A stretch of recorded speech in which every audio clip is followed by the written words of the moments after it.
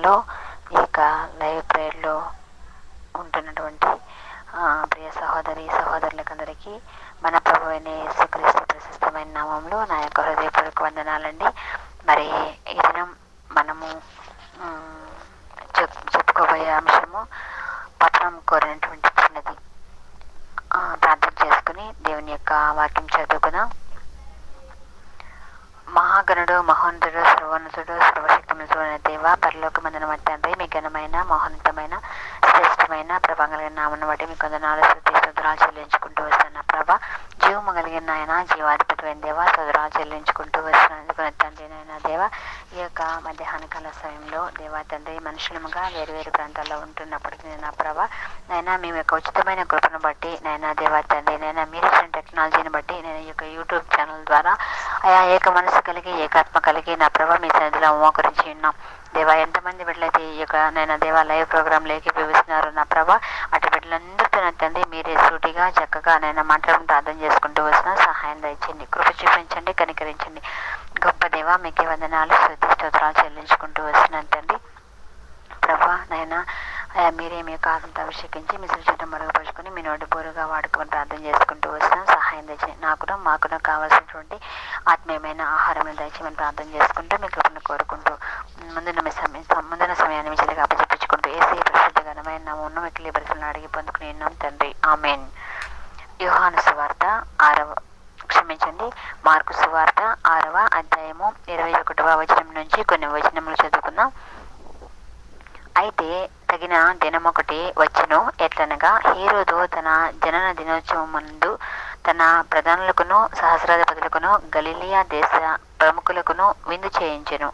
అప్పుడు హేరోదియ కుమార్తె లోపలికి వచ్చి నాట్యమాడి హేరోదును అతనితో కూడా పంక్తిని కూర్చున్న వారిని సంతోషపరచును గనుక, రాజు నీకు ఇష్టమైనది ఏదైనాను నన్ను అడుగుము, నేను నీకు ఇచ్చిదనని ఆ చిన్నదానితో చెప్పెను.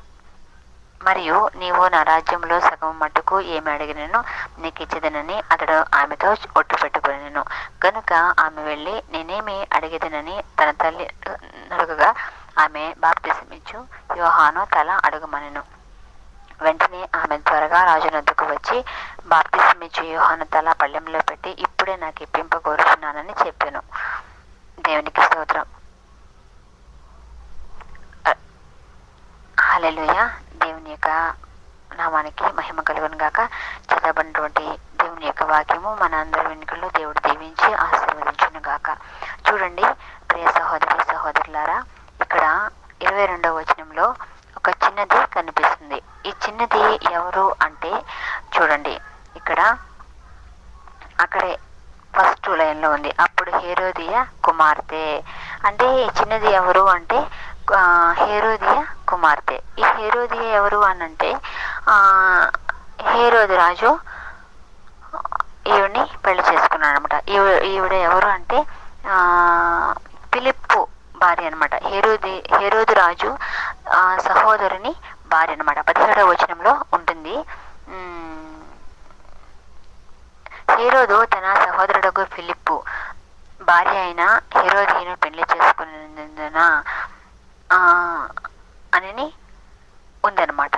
అయితే ఏమైంది అంటే ఇక్కడ హేరోదు రాజు తన సహోదరుడైనటువంటి ఫిలిప్పు గారి భార్య హేరోదియను పెళ్లి చేసుకుంటాడు. పెళ్లి చేసుకున్నప్పుడు ఈ యొక్క ఆరాధ్యంలో చదువుకుంటూ ఉంటే మనము ఈ యొక్క వచనాలన్నీ కనిపిస్తాయి అనమాట. ఈ స్టోరీ అంతా మీకు అర్థమవుతుంది. చూడండి. అయితే అది తెలుసుకున్న యోహాను ఏం చేస్తాడంటే, మీరు చేసింది తప్పు అని చెప్పనేసి హేరోదు రాజుని అంటాడనమాట. అది వినినటువంటి హేరోదియ అప్పటి నుంచి మనసులో తన మీద ద్వేషభావం పెంచుకుంటుంది అనమాట. అయితే అది అలాగే ఉంటుంది. ఎన్నిసార్లు యోహాను గారిని చంపించాలని చూసినా కానీ అవకాశం అనేది దీనికి రాదనమాట. ఎవరికి? హేరోదియకి రాదు. అయితే ఏం చేస్తుంది అనంటే, ఒకానొక దినమున రాజుగారి యొక్క అదే పుట్టినరోజు వచ్చినప్పుడు ఈ యొక్క హేరోది కుమార్తె వెళ్ళేసి అక్కడ నాట్యం ఆడుతుంది. ఆ నాట్యం ద్వారా రాజు, అక్కడికి వచ్చినటువంటి అధికారులందరూ, ప్రధానులు, అధికారులు, సహస్రాధిపతులందరూ సంతోషించినప్పటికీ అప్పుడు రాజు తనకు తగినటువంటి ఏదో ఒక బహుమానము ఆ బిడ్డకి ఇవ్వాలని కోరుకుంటాడు అనమాట. అయితే కోరుకున్నప్పుడు ఆ చిన్నది వెళ్ళేసి తనకి ఎలాంటి బహుమతి కావాలా అని అడిగే స్థితిలో కూడా లేదన్నమాట ఎవరు, ఆ చిన్న బిడ్డ. అయితే తన తల్లి దగ్గరికి వెళ్ళేసి, అమ్మ నాకు రాజుగారు బహుమానం ఇస్తామన్నారు, మరి నేను ఏమి కోరుకునేది అని చెప్పని అడుగుతుంది అనమాట. వెంటనే ఈ యొక్క హేరోదియా ఏం చేస్తుంది అంటే, తనకు మంచి అవకాశం వచ్చింది అని చెప్పి యోచన చేసి వెంటనే యోహాను తల అడగమని తన యొక్క కుమార్తెకి చెప్తుంది. ఆ యొక్క తలతో తన యొక్క కుమార్తె ఏమి చేసుకుంటుంది అనేది కూడా ఏ యోచన చేయట్లేదు. ఆ బిడ్డకి ఆలోచించే శక్తి కూడా లేదనమాట. తల్లి చెప్పింది నేను చెయ్యాలా అంతే తన యొక్క ఆలోచన. ఎందుకంటే చిన్నపిల్లలు దేవుని యొక్క స్వభావం కలవారు. వాళ్ళకి పగలు, ప్రతీకారాలు, ద్వేషాలు ఎలాంటివి ఉండవన్నమాట. అలాంటప్పుడు తల్లిదండ్రులు వాళ్ళకి ఏదైతే చెప్తారో అది మాత్రమే వాళ్ళు చేసేవాళ్ళుగా ఉంటారన్నమాట. దేవునికి స్తోత్రం, హల్లెలూయా. మనకు ఇక్కడ ఈ చిన్నది ఏం చేస్తుంది, తన తల్లిని అడిగినప్పుడు వెంటనే తన తల్లి ఏం చేస్తుంది, యోహాను యొక్క తలని తీసుకొచ్చి ఇమ్మని చెప్పనేసి అడుగుతుంది అనమాట. మరి అడిగినప్పుడు రాజు ఇచ్చిన మాట ఏం చేయాలి, నెరవేర్చాలి. వెంటనే ఆ యొక్క రాజుగారు తనకి అడిగింది తీసుకుని వచ్చి 24వ వచనంలో కనుక ఆమె వెళ్ళి నేనేమి అడిగినాను తన తల్లిని అడగగా ఆమె బాప్తిస్మం ఇచ్చే యోహాను తల అడగమనెను అంటే వెంటనే 25వ వచనంలో అడుగుతుంది అనమాట. అయితే 27వ వచనంలో ఉంది చూడండి. వెంటనే రాజు అతని తల తెమ్మని ఆజ్ఞాపించి యొక్క పండ్రవతను పంపెను. వాడు వెళ్ళి తెరసల్లో అతని తలగొట్టి పళ్ళెంలో అతని తల పెట్టి తెచ్చి ఆ చిన్నదానికి ఇచ్చాను. ఆ చిన్నది తన తల్లికి ఇచ్చాను. దేవునికి స్తోత్రం. చిన్నదానికి ఆయన ఇచ్చినప్పటికీ తను ఏం చేసుకోవాలి ఏంటది అని కూడా లేకుండా తన తల్లి ఏదైతే చెప్పిందో అది చేయించి తీసుకుపోయి తన తల్లికి ఇస్తుంది అనమాట. అయితే ఈ యొక్క వాక్యం ద్వారా మనం ఏం నేర్చుకోవాలి అని అంటే, మనం ఎలాగ దేవుని సన్నిధిలో ఎదుగుతున్నటువంటి మనము ఎలాంటి ఆలోచనలు కలిగి ఉన్నాం, ఎలాంటి స్వభావం కలిగి ఉన్నాం. దేవుని సన్నిధిలో చాలా గొప్పగా మాటలు, దేవుని యొక్క మాటలు చెప్తారు, వాక్యాలు చెప్తారు, మరి పాటలు పాడతారు, ప్రార్థన చేస్తారు, సాక్ష్యాలు పంచుకుంటారు. దేవుని మహా గొప్ప కృపను బట్టి దేవునికే మహిమ కలుగును గాక. మరి ఇన్ని చెప్పినా కూడా ఆ యొక్క స్వభావం అనేది మారుతుందా లేదా? ఇప్పుడు ఇక్కడ చూసినట్లయితే ఆ హేరోదియా తన యొక్క ఆలోచన విధానం మార్చుకోలేదనమాట. తన యొక్క బిడ్డకు కూడా తనలో ఉండే పగని, ద్వేషాన్ని నేర్పిస్తూ వస్తుంది.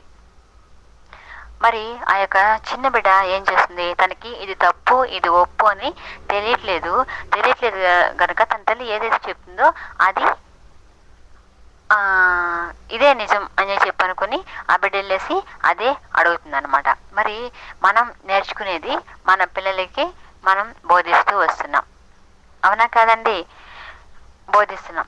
మరి బోధించినప్పుడు మనం ఏదైతే నేర్చుకుంటామో అదే బోధిస్తాం. అంటే నువ్వు మంచి నేర్చుకుంటే మంచి బోధిస్తాము, మనం చెడు నేర్చుకున్నట్లయితే చెడునే బోధిస్తాం అనమాట. హల్లెలూయా.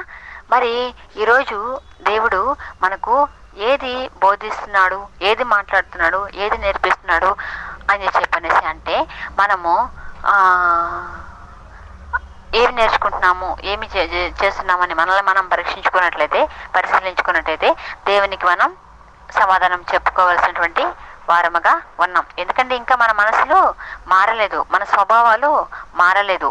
ఒకసారి ఏదైనా చేయాలి, జరగాలి అనుకున్నప్పుడు ఏం చేస్తున్నామంటే ఒక్కసారిగా దేవుని పక్కన పెట్టేసి పాత స్వభావాన్ని ధరించుకుని మళ్ళీ అది అయిపోయిన వెంటనే మళ్ళీ గొడవలాడేసి ఇష్టానుసారంగా ప్రవర్తించేసి మళ్ళీ వచ్చి యేసుక్రీస్తు ప్రభువుని ధరించుకుని యథావిధిగా జీవితాన్ని కొనసాగించే వారిగా ఉంటున్నారన్నమాట చాలా మందిని చూసినప్పటికీ ఇలాంటి జీవితాలే జీవిస్తూ వస్తున్నారు. మరి నువ్వు ఏది ధరించుకుంటున్నావో, నువ్వు ఎలాగ నడుస్తున్నావో, నీ యొక్క మాట్లాడే విధానం ఎలాగ ఉందో, క్షమించండి, మనం మాట్లాడే విధానం ఎలాగా ఉందో అన్నిటినీ చిన్నపిల్లలు గమనిస్తూ ఉంటారనమాట. ఎక్కువగా వాళ్ళు నేర్చుకునేది తల్లిదండ్రుల దగ్గర నుంచే నేర్చుకుంటారు కాబట్టి అన్నీ గమనిస్తూ ఉంటారు. మరి గమనిస్తున్నప్పుడు మన యొక్క జీవిత విధానం వాళ్ళకి మంచిని బోధిస్తుందా, చెడుని బోధిస్తుందా అని చెప్పి మనల్ని మనం పరిశీలించుకోవాలి.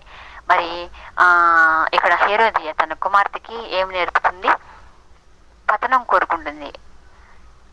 తన యొక్క ద్వేషాన్ని, తన యొక్క పగను, ప్రతీకారాన్ని అవన్నీ కలిపి ఆ బిడ్డ మీద ఆ బిడ్డకి నేర్పిస్తూ ఫలాన్ని కోరుకో, రేపు ఒకనొక దినాన పెద్దదైనప్పుడు అడుగుతుంది అనే ఆలోచన కూడా లేకుండా చిన్న వయసు నుంచే పతనం కోరుకునే స్థితికి నేర్పుతూ వస్తుందన్నమాట హేరోది తన కుమార్తెకి. మరి ఈ దినాన మనం నేర్చుకునేది ఏంటి? దేవుని యొక్క వాక్యము చాలా చాలా అద్భుతంగా దొరుకుతుంది మనందరికీ, దేవుని మహా గొప్ప కృపను బట్టి. నిజమే, పిలువబడిన వారు అనేక మంది ఉన్నప్పటికీ ఏర్పరచబడిన వారు కొద్దిమంది అన్నట్టు ఆ ఏర్పరచబడిన గుంపులో దేవుడు ఏ మంచి లేని నిన్ను నన్ను చేర్చినప్పుడు ఆ యొక్క మాటలు మనకు దేవుడు దినదినం అందిస్తున్నాడు. మనము ఏ విధంగా దాని ప్రకారం జీవిస్తున్నాము, ఇంకా మన యొక్క పాత స్వభావాన్ని విడిచిపెట్టక, మన యొక్క దుష్ట ఆలోచనల్ని, దుష్ట తలంపుల్ని, దేవునికి అవమానకరమైనటువంటి మార్గంలో నడుచుకునే స్వభావాన్ని అవన్నీ విడిచిపెట్టకుండా పైకి భక్తి కలిగిన వారి వలె ఉంటూ లోపల భక్తిహీనత కలిగి ఈ యొక్క జీవితాలు జీవిస్తున్నామేమో. దేవుడు ఎందుకు మాట్లాడుతున్నాడో తెలీదు. ఈ మధ్యాహ్న కాల సమయంలో ప్రియ సహోదరి సహోదరులారా, జ్ఞాపకం చేసుకోండి, మనం ఏమి నేర్చుకుంటున్నాము, మనం మన పిల్లలకి ఏమి నేర్పుతున్నాం. అందుకనే దేవుని యొక్క వాక్యం సెలవిస్తుంది కదా, చిన్నపిల్లల్ని నా ఎద్దుకు రానియడి, అటువారిదే పరలోక రాజ్యము. దేవునికి స్తోత్రం. ఈ మాట నాకు చదివినప్పుడు అప్పుడు అర్థం కాలేదు. ఎందుకు అంటే ఒకసారి అన్నయ్య గారు బోధిస్తూ వస్తున్నప్పుడు అర్థమైందనమాట. ఏమని అంటే, చిన్నపిల్లల స్వభావం, దేవుణ్ణి నమ్ముకున్న నీవు నేను ఎలాగా ఉండాలంటే, మనము చిన్నపిల్లల స్వభావం కలిగి ఉండాలి. అంటే వాళ్ళకి పగలు తెలీదు, ప్రతీకారాలు తెలీదు, ద్వేషం తెలీదు, మరి పతనం కోరుకునేది తెలియదు అనమాట. వాళ్ళకి కల్మషం లేనటువంటి మనసు, లోపల ఒకటి బయట ఒకటి చెప్పే విధానంలో చిన్న బిడ్డలు ఉండరన్నమాట. మరి అలాంటి స్థితిలో నిన్ను నన్ను నిలబెట్టినప్పుడు దేవుడు మనము ఏ విధంగా జీవిస్తున్నాము, మనం ఎలాంటి జీవితం గడుపుతున్నాము, మనలో ఇంకా హేరోది లాంటి మనసు ఉందా? ఇతరుల పతనం మనం కోరుకున్నామంటే మన పతనం మనమే కోరుకున్నట్టు లెక్క. హల్లెలూయా, దేవునికి స్తోత్రం. దేవుని నామానికి మహిమ కలుగును గాక. ఇతరుల యొక్క పతనం మనం కోరుకున్న వారమైతే మనము మన పతనానికి మనమే మార్గం చేసుకుంటున్నాము అని లెక్క అనమాట. ఎందుకంటే ఎప్పుడైతే ఇతరులని ప్రోత్సహించి ఇతరుల అభివృద్ధి కొరకు నీవు పాటుపడతావో నీకు రెట్టింపు ఆశీర్వాదపు దీవెనలు దేవుడు దయచేస్తాడు. హల్లెలూయా, దేవునికి స్తోత్రం. మరి ఏ స్థితిలో ఉన్నాం మనం?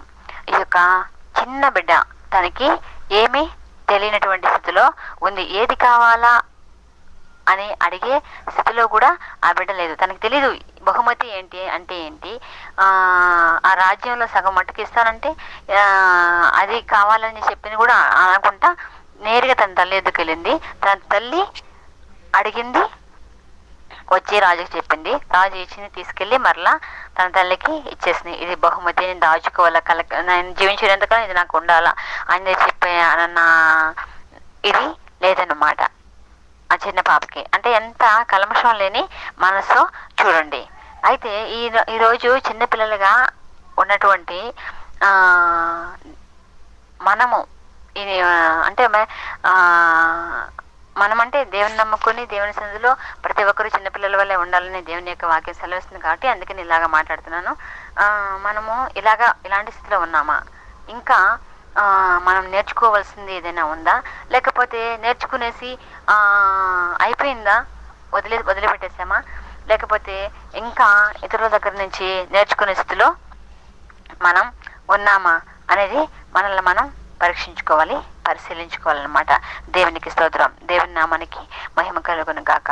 మరి హెరోదియ లాంటి మనసు ఇతరులు ఏదన్నా అమ్మ ఇది తప్పు ఇది ఒప్పు అని చెప్పినప్పుడు దానిని ఎందుకు చెప్పారా, మన మంచి కోరి చెప్పారా, లేకపోతే మన యొక్క చెడు కోరి చెప్పారా అని చెప్పి ఏది కూడా ఇతరులకి చెప్పే వరకే ఉంటుంది, కానీ మనల్ని మనం చూసుకునేటప్పుడు ఉండదన్నమాట.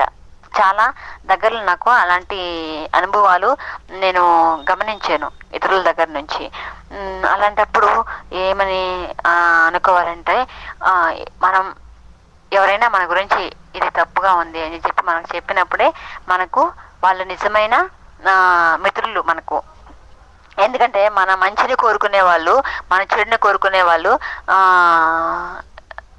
ఉన్నప్పుడు మనకు రెండు విధాలుగా ఉపయోగపడుతుంది అనమాట. అంటే మంచి విషయంలో దేవుని మహా గొప్ప కృపను బట్టి సంతోషిస్తాము, చెడు చెప్పినా సరిదిద్దుకుని మరొక అవకాశాన్ని పొందుకునేదానికి దేవుడు వాళ్ళ దగ్గర ప్రేరేపించాడు అని చెప్పే మనసు కలిగి మనం జీవించాల. లేదు ఇలాగ కాదు, నేను ఇదే నాకు కరెక్ట్ అయింది అని చెప్పి అనుకున్నట్లయితే, ఇలాగా ఈ చిన్న బిడ్డ ఎలాగైతే తన తల్లి ద్వారా పతనాస్థితి కోరుకునిందో ఆ స్థితిలో మన యొక్క జీవితంలో మనం కూడా కోరుకుంటాం అనమాట. ఈ దినం ఈ మధ్యాహ్న కాల సమయంలో దేవుడితే మాట్లాడుతున్నాడు. మరి మీరు ఎలాంటి స్థితిలో ఉండాలని కోరుకుంటున్నారో, దేవుణ్ణి మహిమపరచగలిగే స్థితిలో ఉండాలని కోరుకుంటున్నారా, దేవుని నామానికి మహిమకరంగా జీవించాలని కోరుకుంటున్నారా, లేకపోతే ఇచ్చినది హేరోదియ కుమార్తెలాగా ఇతరుల పతనం గురించి యోచించే వారిగా ఉంటున్నారా? పరీక్షించుకో ప్రియ సహోదరులారా. ఈ యొక్క మధ్యాహ్న కాల సమయంలో దేవుడు మాట్లాడుతున్నాడు. ఏ స్థితిలో నుంచి మనము ఎలాంటి స్థితిలోకి వచ్చి ఉన్నామో దేవుడు ఇంత గొప్ప స్థితి మనకి ఇచ్చినాడు. అయితే అందుని బట్టి దేవుని స్తుతించుకుందాం. మరి చెప్పబడిన వాక్యము దేవుడు మనందరి హృదయాల్లో నీరు కట్టి ఫలించి అభివృద్ధి పొందించును గాక. చిన్న ప్రార్థన చేసుకుని ముగించుకుందాం. సకల ఆశీర్వాదములకు కారణభూతుడైన మా ప్రియ పరలోకమందున తండ్రి, మీ ఘనమైన మహోన్నతమైన శ్రేష్టమైన నామమును బట్టి మీకు వందనాలు స్తుతి స్తోత్రాలు చెల్లించుకుంటూ వస్తున్న ప్రభా. ఇదిగోనైనా దేవా తండ్రి, ఈ మధ్యాహ్న కాల సమయంలో మీరు సూటిగా మాట్లాడేందుకు మీకు వందనాలు చెల్లించుకుంటూ వస్తాను. నిజముగా ప్రభా దేవా తండ్రి నాయన, ఆ యొక్క చిన్న బిడ్డ ఏమీ తెలియనటువంటి స్థితిలో ఉన్నటువంటి బిడ్డ నా తండ్రి నాయన దేవా, అయితే తన తల్లి ద్వారా నా ప్రభా నేను తన తల్లి చేసినటువంటి తప్పిదం ద్వారా అయా దేవా తండ్రి నేను పతనావస్థలోకి దిగజారిపోయిన స్త్రీగా మేము చిన్న బిడ్డగా మేము చూస్తున్నాం.